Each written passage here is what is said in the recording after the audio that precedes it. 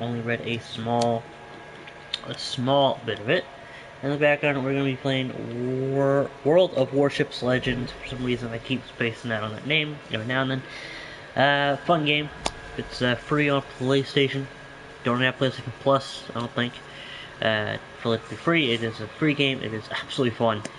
I've been playing it for quite a while.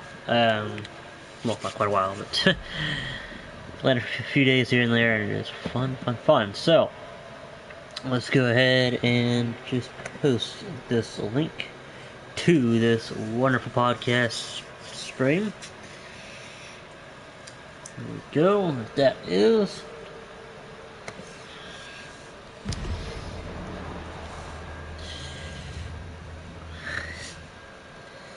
Let's just get this up here. There we go. And I've read it a little bit, the article that I'm going to read to you all. I've read it a little bit, and it's definitely interesting.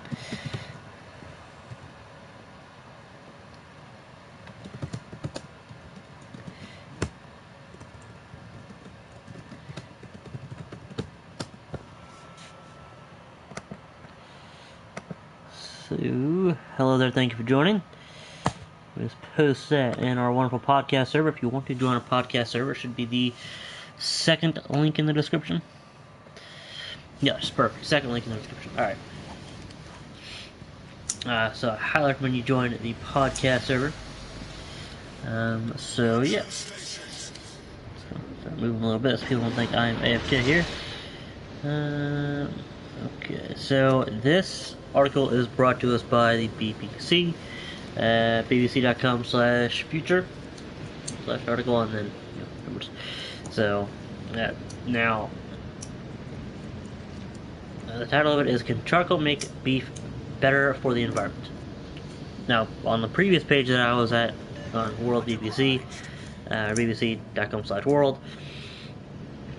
it was pretty much titled the way the link was titled the way I pretty much titled it. So. And basically it reads, we got some enemies here.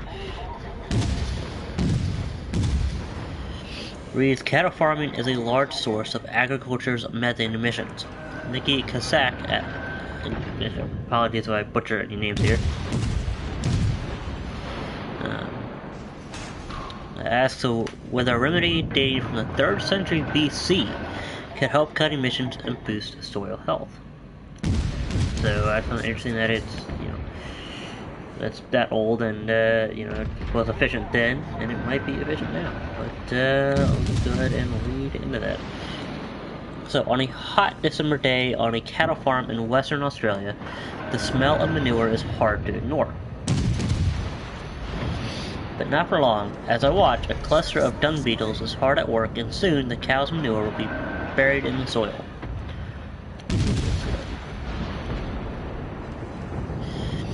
On a warm day, it can take less than an hour for the beetles to eradicate a cow pat completely from the paddock surface.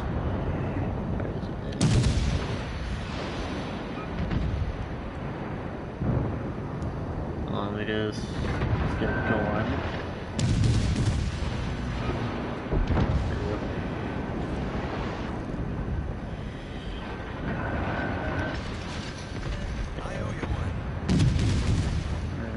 Efficient? Perfect. Alright. So I just take a little bit of distraction with this, right? Not too much. Just make sure I have a good trajectory, and perfect. Awesome. Other times, when the conditions are cooler and the beetles are less active, it may take up to 2 weeks. So, there we go. Either way, the insects work fastidiously until the only odor cutting through the dry summer air is the scent of eucalyptus from the giant cherry trees. Definitely, and I like this in Australia. Just like, of course, Australia does something like that, so which is great. Of course, America's not, but I really fantastic. I don't know when this experiment got started.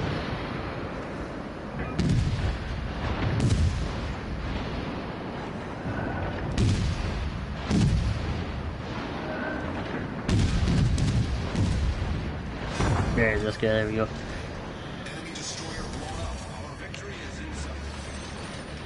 Perfect. Okay. Now the cowpats that these particular beetles are bearing are not ordinary cowpats. On this farm near Manjimup, in southwest Australia, which I may still be butchering that, I do apologize. They are rich in a substance called biochar, essentially charcoal produced through a slow bake process that has been added to the cattle's feed. This black coal-like substance is leading a quiet revolution in this pocket of rural Australia in an effort to reduce the cow's methane emissions and to sink more carbon into the soil. So I'm not, I don't really know anything about, farming or planting or anything plant-wise.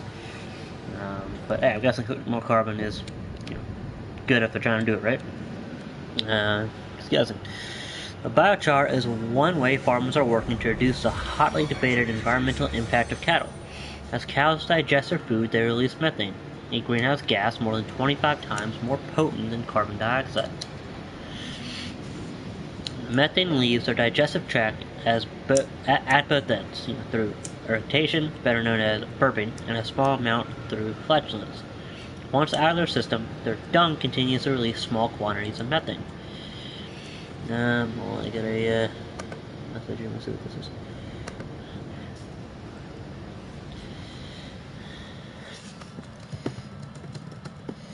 Alright, I think someone joined or commented. I'm not sure what it is. They joined, so hello there, thank you for joining. Alright. There are more than 1.4 billion cattle in the world today, and together they release 65% of all greenhouse gases from livestock. Efforts to reduce the methane emissions from cows have ranged from vaccines to feeding them seaweed. There is now growing interest in whether by adding another substance to a cow's diet, methane emissions could be reduced. Biochar. This crumbly black substance is often made as a byproduct of forestry and other industries. It is created when biomass is left in high temperature, low oxygen conditions, where it undergoes a process called pyrolysis, I believe. Long before its recent uptake in modern farming, biochar was created and added to soil by indigenous farmers in Amazonia from around the 5th century BC to form the rich black earth of the Amazon basin known as terra preta.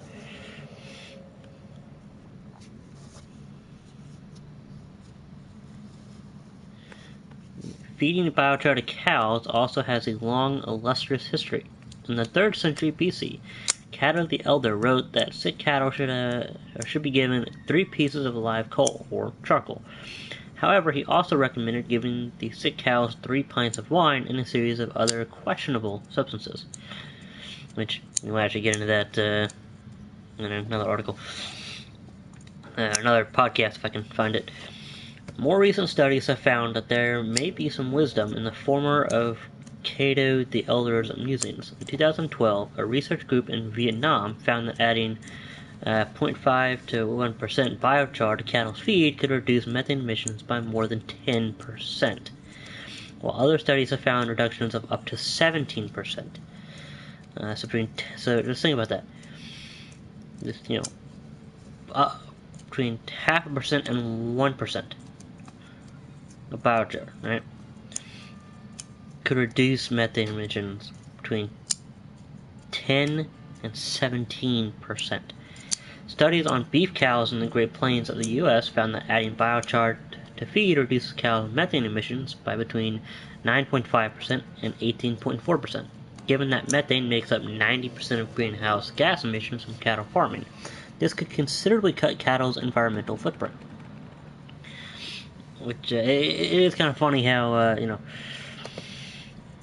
they're not like they're cows. They're not trying to, and yet they're having such a big impact. Like they're just doing what they do naturally, and they're having such a big negative impact.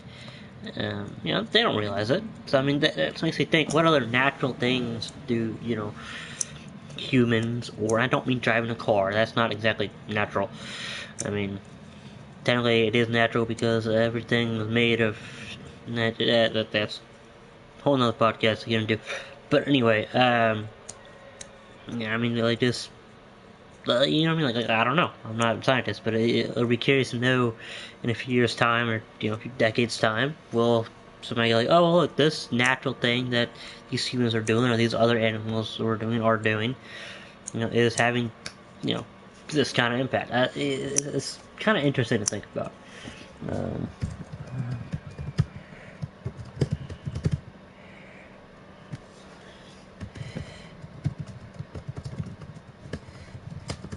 um, so we'll get back to the article in just a second here. Um,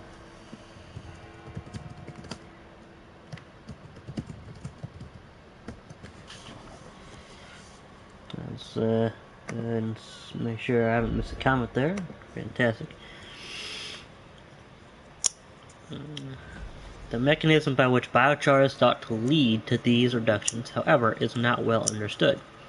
One way it is thought to work is by absorbing methane molecules or holding them on its surface. Another theory is that biochar favors the growth of certain microbial communities in the cow's microbiome, resulting in more efficient digestion. To get to the bottom of how biochar reduces cow methane emissions and by how much, more research is needed, writes Claudia Kaman of Hochschule Geisenheim University. So again, apologies if I butcher anything. I'm probably butchering half this article, to be honest.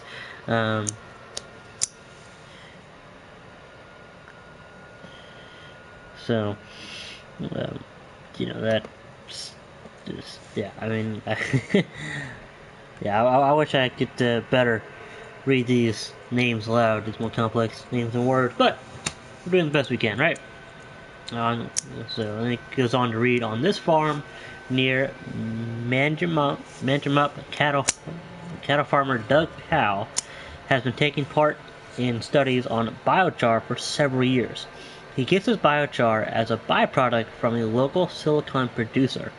He was originally drawn to it not for its potential to reduce his herd's methane emissions, but as a way to sequester more carbon into the soil. This had the dual prospect of sinking carbon and improving soil health.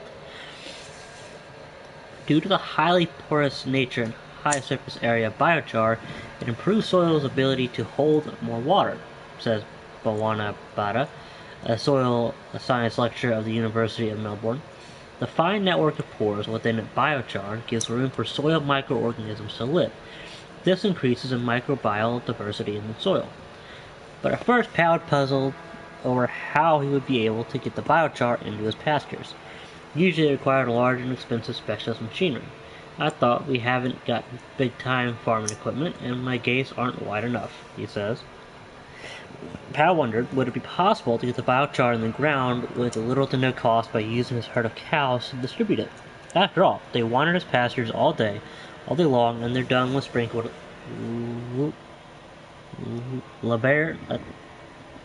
does it mean literally across it or liberally across it? I'm not sure which. Could be typo. I'm not sure. Because liberally or literally. But it says liberally across it. They seemed like a ready-made delivery system. And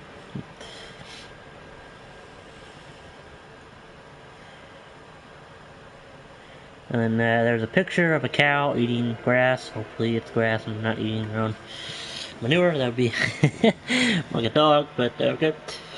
And then beneath it says cattle farming is a source of income for an estimated 1.3 billion people worldwide. But once the biochar-enriched cow pats were distributed across this land, there was a further challenge. How would this dung get into the ground? Cow pat is incongruous in the harsh Australian landscape. It was the early European settlers who introduced cows, sheep, and other ruminants. Kangaroos and other native species produce waste in small, fibrous pellets that the dung beetles native to Australia have co-evolved to work with, but these beetles ignore the soft, wet pats produced by cows. Let me plug my phone here. Powell had to seek out bovine dung beetles, which were first introduced to Australia in the 1960s, but remain relatively rare. After seeking assurance from an entomologist to discern if feeding biochar to cattle would harm the dung beetle larvae that lived in the cowpat, Powell went ahead and started a trial, banding together with biochar researchers such as Stephen Joseph of the University of New South Wales to document the progress. Enticed by the addition of molasses along with the biochar, Powell's cattle dutifully chowed down their enriched feed, produced their cowpats, and then the beetles got to work. The bovine beetles then got started on the cow's dung, working in pairs. The male brings the dung to the female beetles, who dig a tunnel into the soil. Every time a beetle burrows into the soil, it also brings to the surface new soil with high levels of phosphorus, which acts as a natural fertilizer.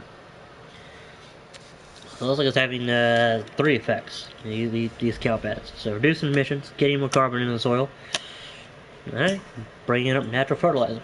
So, only you could do that on a field that you're about to seed with the crop. Just saying.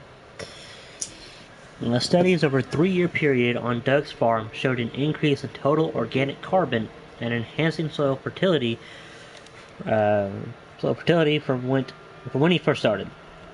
The research showed that he was also improving soil water retention and increasing the amount of carbon that was being retained in the soil.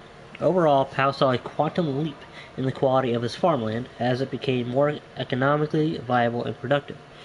We are doing our bit to re-engineer the soil in a positive way for the long-term benefits of our world, Powell says. It was a very ingenious way of getting biochar into the soil without capital expenditure, says Kathy Dawson, an executive officer at Warren Catchment Council, and a not-for-profit organization that assists with natural resource management in the southwest region of Western Australia. So I just want to say,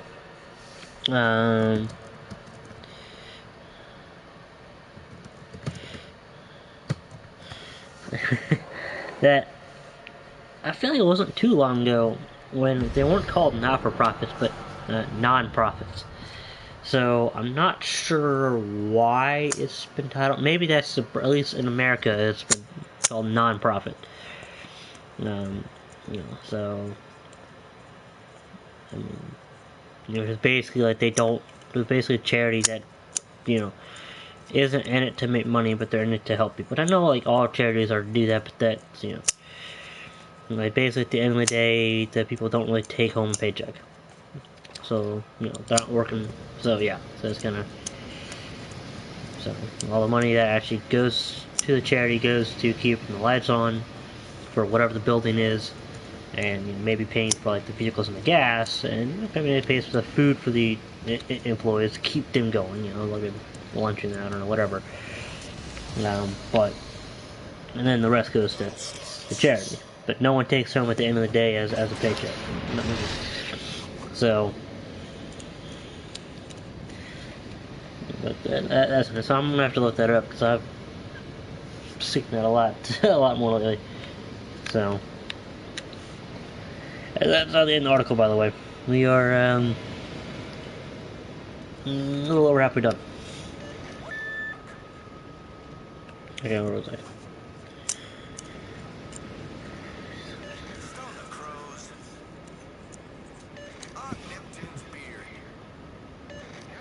Oh, I just saw.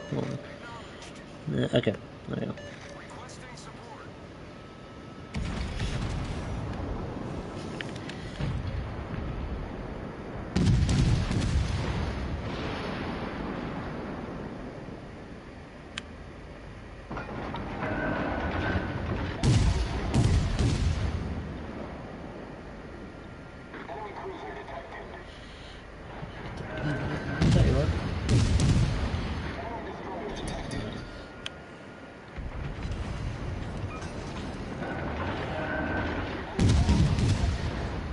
Alright, oh, well, there's another one.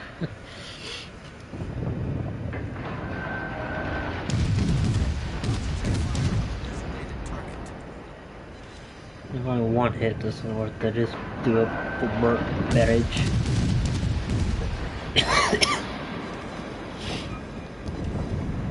Like can at least help taking out a ship. So, 1 second here. We'll get on with the article.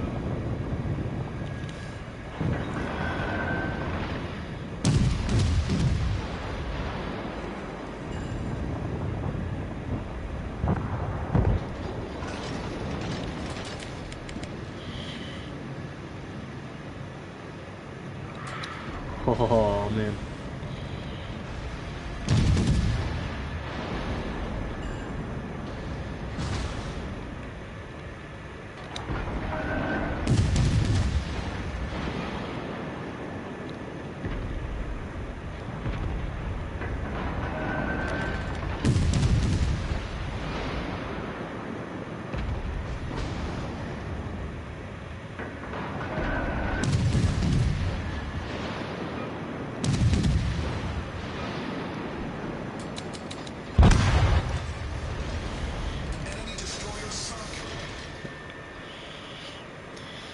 There we go.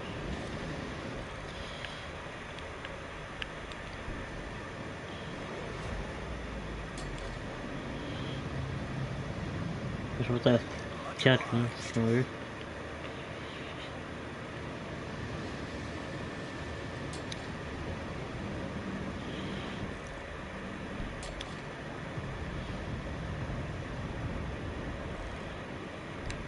No, let's head that way. Yeah. Biochar is typically a very stable form of carbon, unlike biomass that is left to rot at the surface, releasing carbon dioxide in the process. Once biochar is buried in the ground, it can stay put for several hundred years. The presence of biochar is also thought to stabilize organic carbon in the soil, says Bata, resulting in higher carbon sequestration. The idea of burying this coal-like substance in the ground has been proposed as a promising carbon sink to address climate change, but the quantities required to see a significant effect would have to be vast. You'd have to have a lot of this biochar, a lot of cows. Okay, I actually see something behind me. Hold on.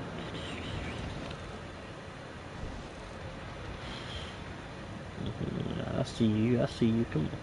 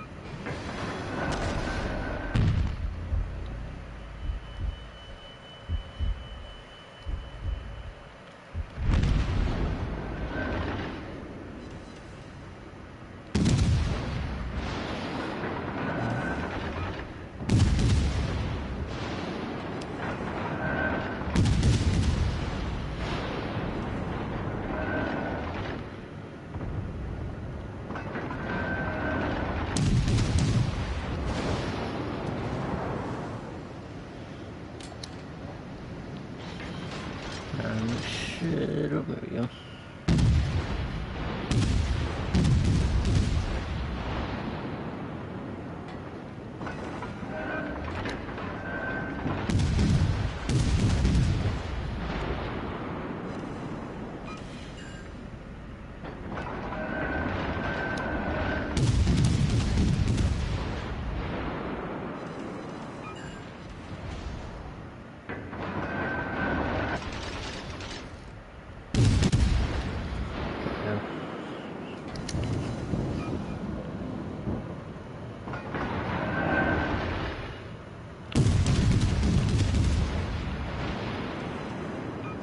And let's take out the majority of this thing.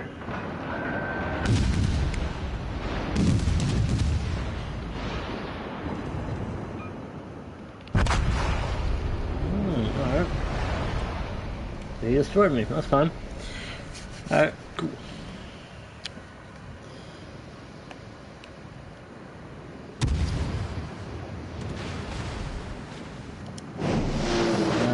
Right there, and that's it, awesome.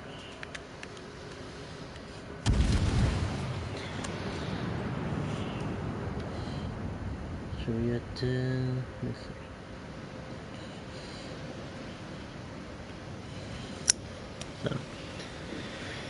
Alright, but given the interest in the substance's other environmental benefits, will other farmers take up the biochar and dung beetle system? There has been hesitancy because of questions of how cost-effective it is for farmers. The benefits to soil health, too, depending on the type of biochar used. Powell believes that legislation and added incentives such as financial credits would be needed to encourage broader uptake of this type of carbon farming.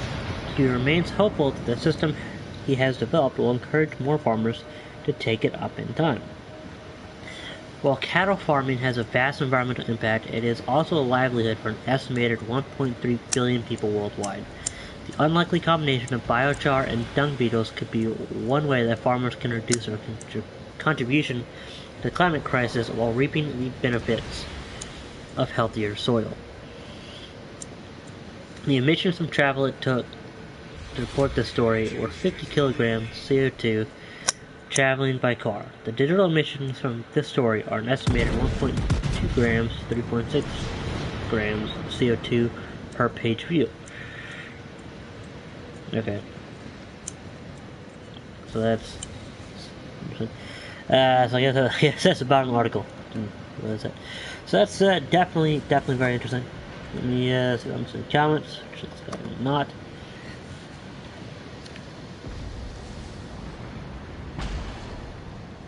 So. Yeah, that's definitely very interesting. So I don't know. I hope it works out well, but considering the fact that these cow dung beetles are rare, I think before it gets taken up worldwide or even nationwide, I think they need to increase the population of cow dung beetles, and also because then they say it was on like trees or something. So, but definitely very interesting. I really curious to know if how many people of the 1.2 billion. I don't know if that's 1.2 billion farms. It might just be 1.2 billion people. It might be about 700,000 farms, because you probably have at least 2 people in each farm. I don't know. So, or no. 750,000 farms? 700? Maybe 100,000 farms. I don't know. Or 100 million, sorry. Not 100,000, but 750 million. You know what I mean? It's kind of like, I'm not sure exactly if it's like that's how many farms there are, or that's just how many people. Because that could include, like, you got the family farms that have, be one person who provides income for. It could also be all the factories. Not like the factories, but the workers, that get, like the milk, the transporter. It could be including the truckers. I mean, it it's a lot of people, but still. So it's kind of hard to say is that exactly, but it'll be interesting to see if that takes up, and hopefully it does. And it'll be interesting to see if there's a way to, like, if you can, use that to fertilize. Like, get the cow, like if you could train dung beetles to go in and, I'm not probably talking crazy now, but isn't the world crazy? The world is full of crazy things, you never know. But if you could like train like the dung beetles to go and like on like a field, and you collect the manure, and then you kind of spread it out on the field, and then you kind of have the dung beetles go and dig up the hole and pre-fertilize the field, and also bring the manure down there, and voila, it might be a way to not chemically fertilize crops as much. So I don't know. Definitely a long shot there, but yeah, hopefully you liked this article. If you enjoyed the podcast, please go ahead and leave a like. Don't forget to hit subscribe, turn on the notification bell. If you want to donate, you can go ahead and go to the first link in the description. And yeah. So if you want to join the official DOIJ podcast server, it'll be the first link in the description. Please go ahead. And not first link, sorry, second link in the description. Go ahead and click that. That'll take you right to our podcast server. And then if you want to join DOIJ, it'll be the 5th link in the description, I believe. So go ahead and click that. That'll take you to the interview server. Definitely worth the join. So yeah. Stay tuned. Stay awesome. And as always, we will catch you later. Thank you all so much for listening.